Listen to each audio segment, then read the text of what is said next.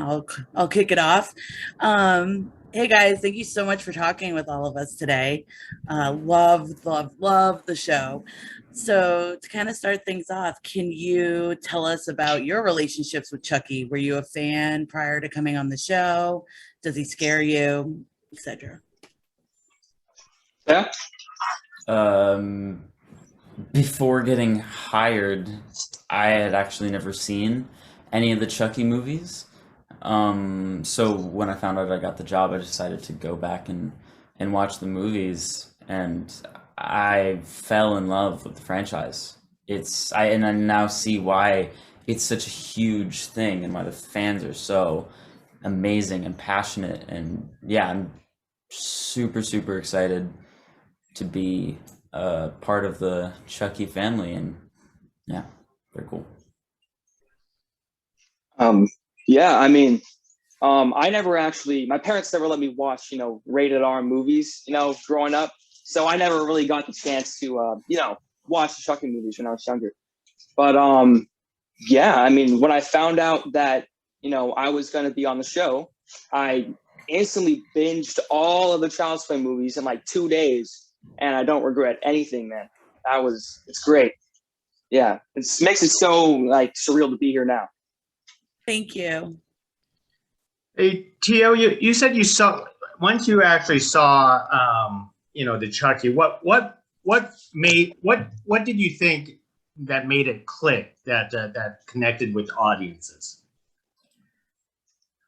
I'm not sure. I don't know if it's whether the main protagonist being like, this kid, or I really don't know, because everyone.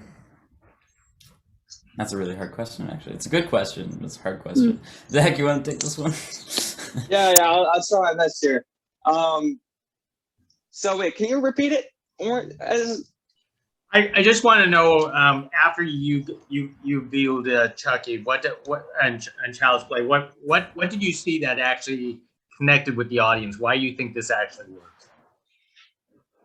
Well, guess there's a few things. I mean, I think what really brought the fans, in the beginning was, the sheer concept that there was, a doll that is alive. That wasn't, that was, I guess, I think Chucky was the first one to do that. So, yeah, just, I mean, that idea, I guess, super freaky. People liked it. But I guess now, you know, I guess the fact that Chucky isn't always just a murderer. He isn't always, because he's not just, stabbing and killing people. He finds funny ways. He finds cool ways. He teams up with people. He gets them to go to the dark side as well. So I think it's not just killing. There's a lot more to it. And you guys, I'm sorry, go ahead.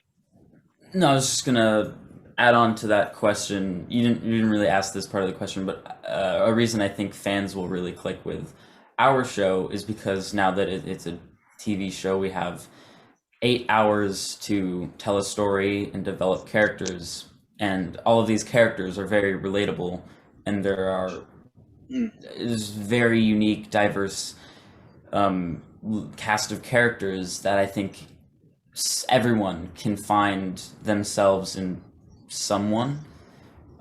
So I think fans will definitely be able to, and even non-fans will be able to click with the characters and the story in a very awesome way. So, yeah, guys, I was going to ask, talk about your relationship in the series, especially when it opens. Just give me just give us your opinions from your character's perspective, from both of you, about your relationship. Yeah, I mean, I guess Junior's the bully cousin, I guess.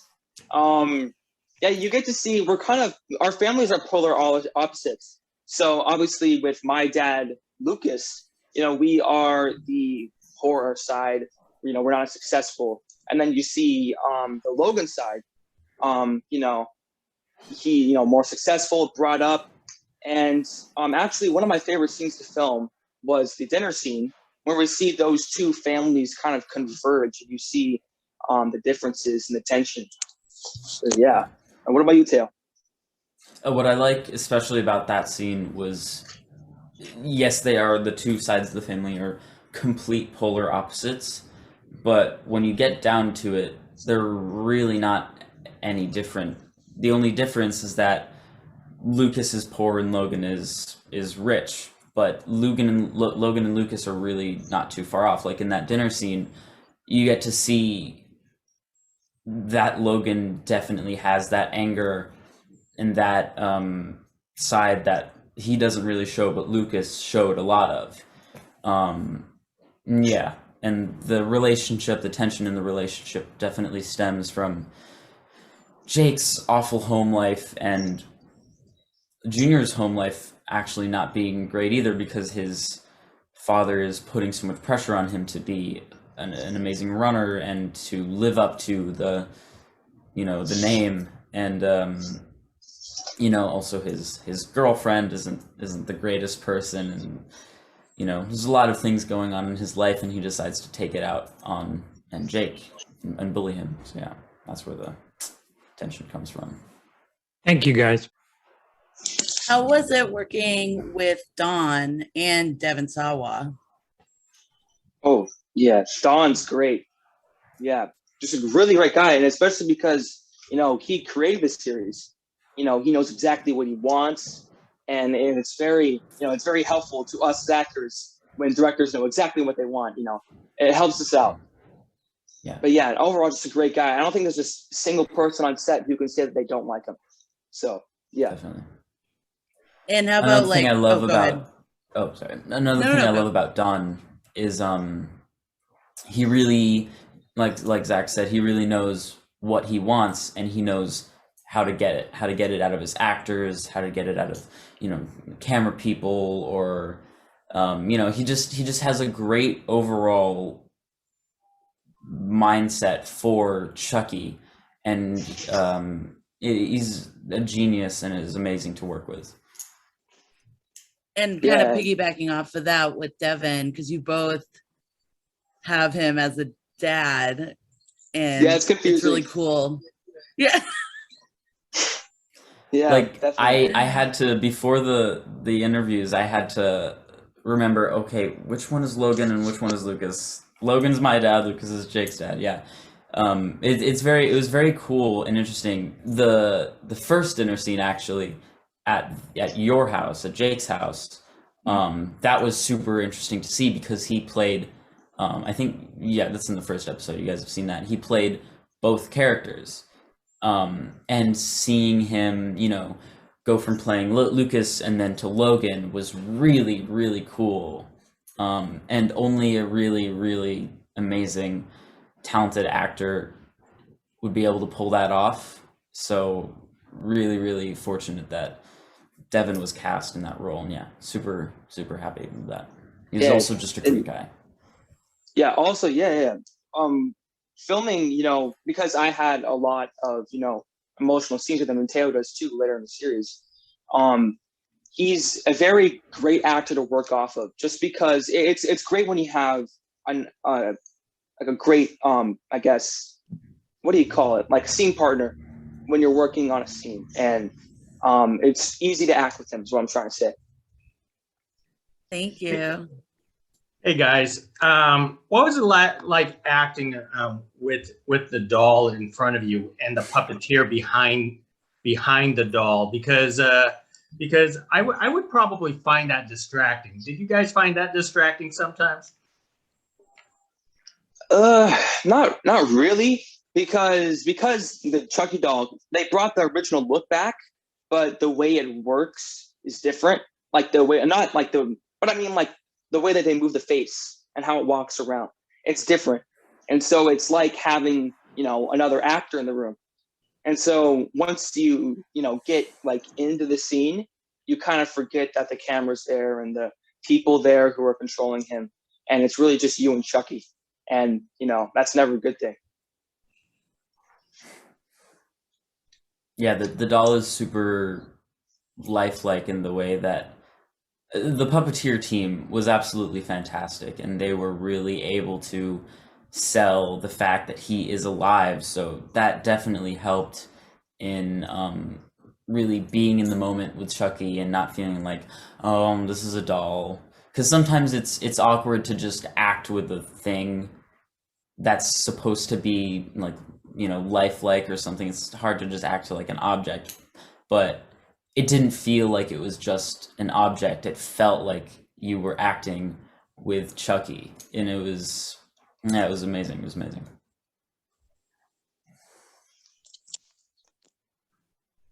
Can I do one more? Yeah, we have time for one more question. Okay.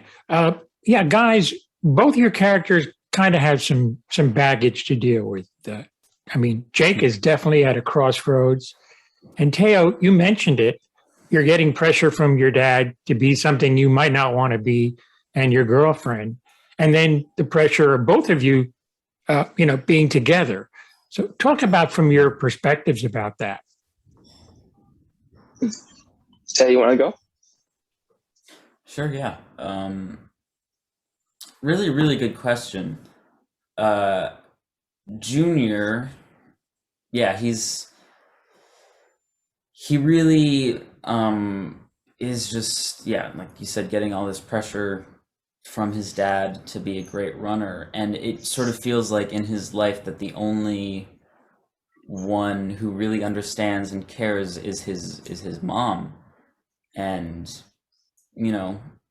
he feels, though he's like the popular kid at school, he definitely feels lonely, because even his girlfriend is not a great person, and even though he is doing all this bullying and on the surface really isn't a great person himself, deep down he knows that all of this stuff is wrong, and he really has a good heart, but it's just unfortunate circumstances for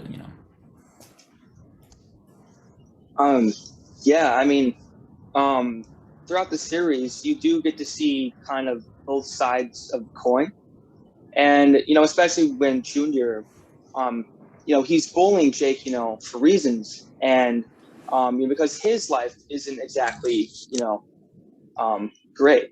And the great thing about this show is that you get to see why the bullies became bullies, and you kind of start to understand and even sympathize for the people you probably hated in the first episode. So yeah. Very cool. Thank you, guys. It's been a lot of fun talking to you. Yeah, of course. Thank you too. Thank you.